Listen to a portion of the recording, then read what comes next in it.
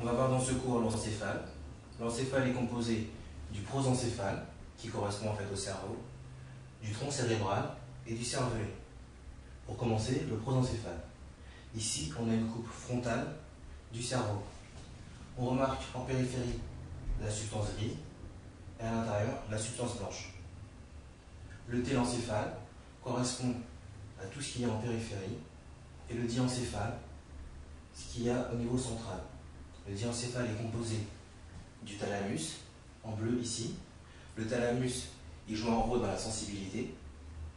Il est composé également de l'hypothalamus, ici, qui joue un rôle, lui, dans la réponse endocrine, c'est-à-dire au niveau de la synthèse des hormones, et également dans la réponse végétative, dans le stress et dans la réponse sympathique et parasympathique.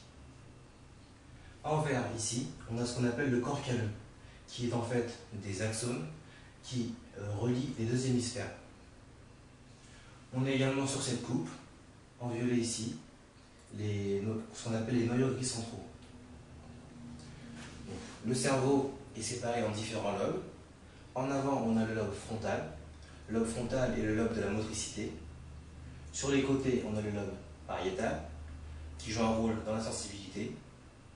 Sous le lobe pariétal, on a le lobe temporal, qui lui est important au niveau de la mémoire et des émotions.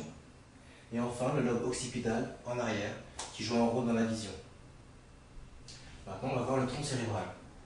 Le tronc cérébral, c'est un relais entre la moelle épinière et le cerveau. On retrouve sur le tronc cérébral la formation réticulée, qui est en fait un amas de neurones.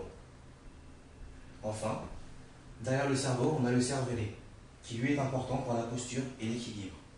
Il est important également pour la coordination et l'apprentissage des mouvements.